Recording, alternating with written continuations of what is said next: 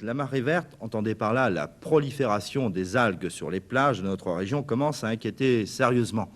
Ainsi, à Plestin-les-Grèves, depuis une dizaine d'années, cette marée verte, surtout au soleil du mois d'août, est une véritable pollution, notamment pour le nez.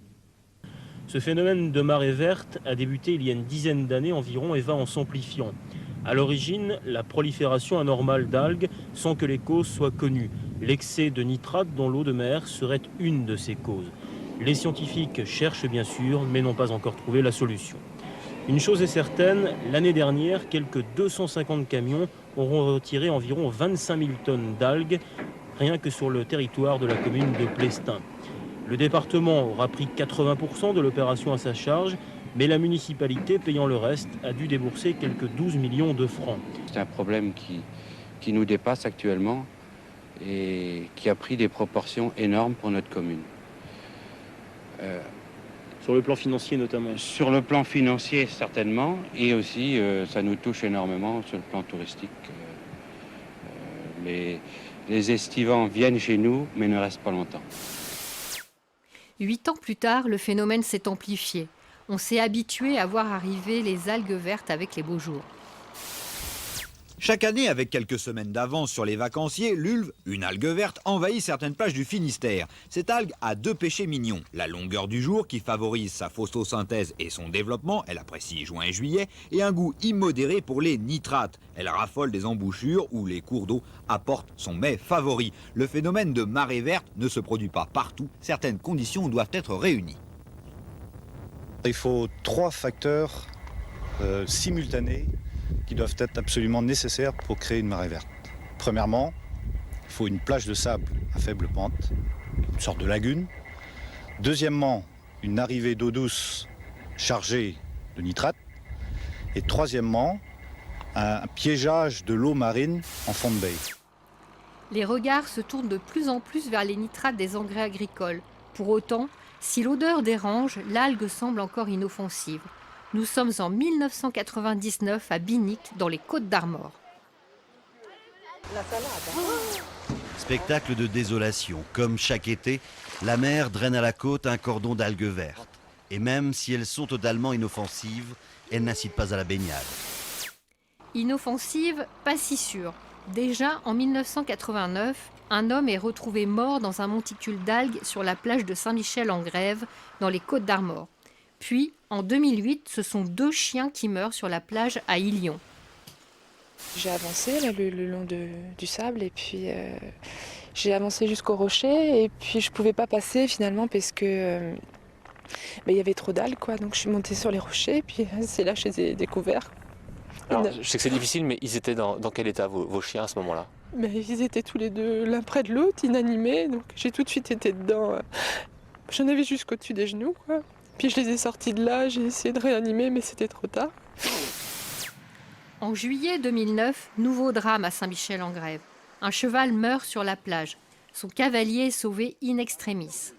Le 20 août, pas moins de 4 ministres, dont le Premier ministre en personne, se rendent sur les lieux du drame.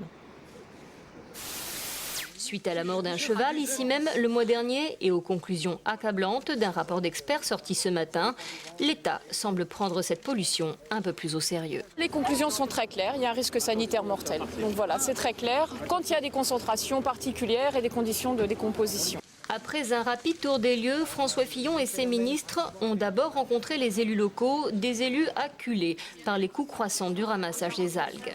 La première mesure annoncée par le chef du gouvernement sera en leur faveur. L'État va prendre toutes ses responsabilités et va prendre à sa charge le nettoyage des plages qui sont les plus touchées, c'est-à-dire de celles sur lesquelles il peut y avoir un risque de santé publique. Quelques années plus tard, la Cour administrative de Nantes reconnaît la responsabilité de l'État dans la mort du cheval. Mais la liste s'allonge. En 2011, 36 sangliers meurent sur la plage de Morieux dans les Côtes-d'Armor. Une fois de plus, les visions s'entrechoquent. Parole de l'État contre parole de scientifiques.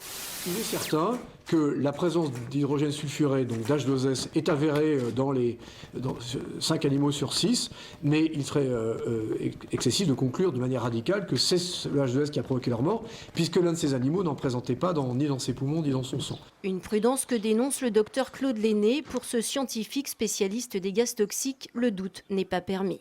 Là, on a plusieurs animaux qui ont des doses mortelles de hydrogène sulfuré. Et pourquoi des doses mortelles? Parce que l'un des animaux a une dose qui est la même que celle qui a tué un cheval de 500 kg. Deux autres ont des doses qui sont largement supérieures à la dose qui avait été mesurée sur le cheval. Donc le fait qu'il y ait plusieurs animaux qui présentent ces taux d'hydrogène sulfuré, ça signe que la cause immédiate de la mort de ces animaux, c'est l'hydrogène sulfuré. En 2016, c'est un jogger qui perd la vie.